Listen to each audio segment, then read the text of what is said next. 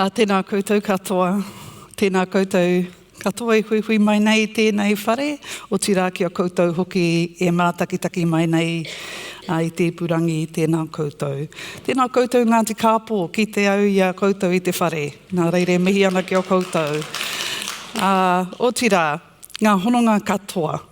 Mihi ana ki aku whanaunga i te taitokirau no Ngāti Manua hau, nā reire mihi ana ki o koutou ngāpuhi. Mihi ana ki a ngaitahu te wai paunamu, no Ngāti Mokia hau, nā reire mihi ana ki ngā whanaunga. O tira ki te waka o Tainui, no Maniapoto rere a hurau kawahu ki a hau, nā reira. I wainganui e rā hononga katoa, o tira ki a koutou katoa aha koa no whea, e mihi ana ki o koutou, tēnā koutou. I'd just really like to have a conversation with you about some things that have been on my mind in respect of governance lately. So it is going to be a bit of a chat. And although it may not seem like it, I will get to the points that are relevant to governance. So bear with me. Recently, I took my daughter and my cousin off to Scotland. I've been working on my grandmother's memoirs, my Pākehā grandmother's memoirs. She left some bits and pieces and notes and writings, and so I've been pulling those together, and what it's done is take me into our whakapapa Pākehā, and it's been on my mind that I didn't want my tamariki to grow up with the perspective that being Pākehā is bad, or that the colonisation experience is so strongly identified with being Pākehā, and that there's a whole lot of other stuff that isn't known about. And so as I started exploring that part of our whakapapa, I realised actually I was drawn into some of that rich history, and I thought I need to share it with the whānau. So we went to Scotland. We went to Scotland to see where the Simpsons came from. We tracked back about 11 generations and went to all the different villages. And one of the earliest places I could find our tupuna was in a little village called Culross. And it was one of the earliest boroughs. So borough is a term that many of us will know from borough council, although maybe not used as often these days. But boroughs were towns or little communities, often had walls around them, and they had a certain degree of authority and autonomy and sovereignty in the way that they managed their affairs. And so that gave birth to the borough councils. And so Culross was one of these places where one of those earliest boroughs was formed, and a young person from Culross went off overseas on a trip in the mid-1600s and discovered some technologies in other countries that he brought back to his village, and he said, look, I think I can find a way that we can burrow, we can dig under the river and extract the coal seam that's under there without it flooding. And so he brought this technology, and it worked, and the town flourished and thrived, and they had their borough council.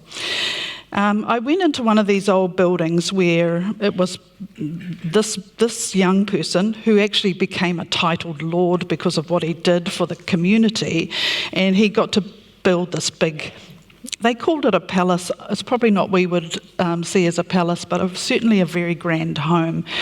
And as we went through it, the tour guide said, now this room is where the council meeting was held, and in those days there were trestles and boards, and the board was put on the trestle when there was a meeting, and when they weren't meeting, the board was taken off and put over on the side, and that's the sideboard.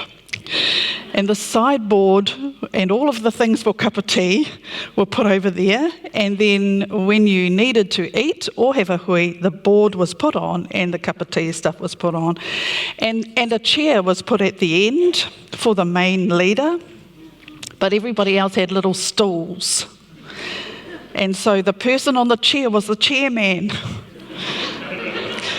Most of the people around on the stools were men too, but that was the chairman. And they would have their meeting, and they weren't allowed to leave the room except for one person who sat next to the chairman, who was to do the bidding of the chairman and go and get stuff and come back and do the jobs, and that was the board chairman's secretary. Incidentally, after they'd finished and they'd had a kai, they would just clear the dishes, tip the board, and let all the food scraps fall on the floor and put the sideboard away. And there would be thresh on the floor, and thresh is straw.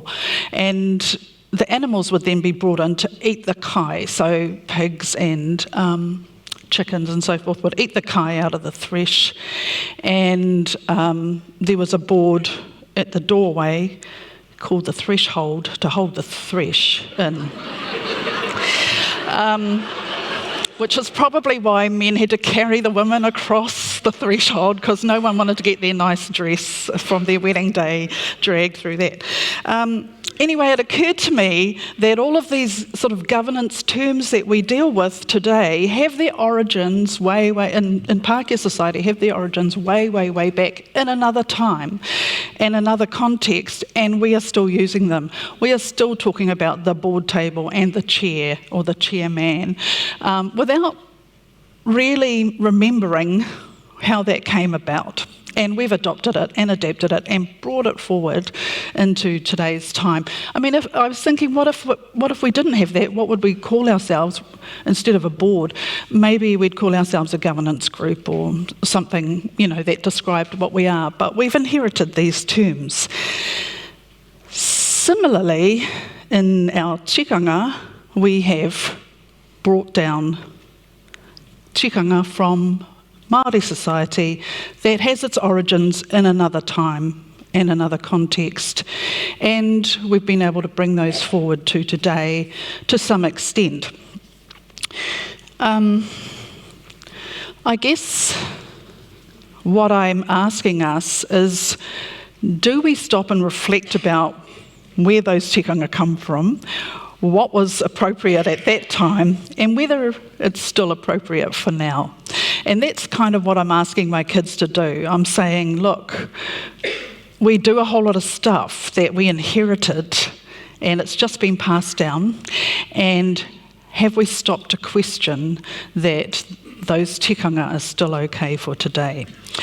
So part of what I'm thinking about these days is, how do we ensure that some of those practices that have just been passed down that were relevant then and are not relevant necessarily in this world context are not just inherited, are not just the way we've always done things, and that we take stock and think about it and decide whether they fit the context that we are operating in today. There's a story about women passing down traditions and, cutting the roast, always trimming the roast to a certain shape and size because that's how it was always done. But actually the reason it was done was because the oven was so much smaller in those days, and now we don't need to do that. But we've got to stop, I think, in everything we do and have a good think about those sorts of tikanga. So what I also have noticed is the gap between the generations when I was in Scotland. So we travelled from Culross and we went to other villages where 50, 100 years later, the Simpsons had been living. And there wasn't much distance between the villages as we went through the centuries. We'd moved a bit, but not a lot.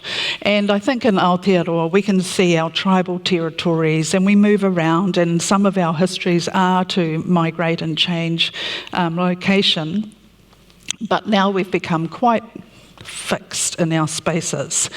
And that again is something for us to question, is about what has colonisation done to us and we worked so hard to protect and preserve our reo and tikanga and defend against the massive onslaught of a foreign culture that undermined what we do and how we do things and threatened to take it away. And we fought so hard to protect our spaces and protect our homes and protect our reo and our tikanga and our way of doing things and defend the way it is. Have we evolved it? Have we interfered with evolution of practice in tikanga? And are we at a point where we can really start to think harder about the way we do things and whether the normal evolution that was interrupted now needs to be revisited? As I was moving through the villages, I saw this sort of relevant knowledge that could be passed down from generation to generation because people are living on the land. And so the tikanga and mātauranga that's passed from the elders to the next generation is really, really fully relevant. We needed to know how to grow kai and preserve kai and live off the land and, make a living and sew knit, do all those sorts of things. And I've reflected that the world that we live in today, that gap between the generations is so much larger because our reality has become so much more diverse and fast moving. So while I've learnt food preservation from my grandmothers and, bottling and preserving, and I've learnt how to grow kai, and there's lots of things that I've learnt and I'm trying to pass on to my kids, there's a whole lot of stuff that isn't that relevant for their world today. And you could argue that those teachings are even more important than they used to be.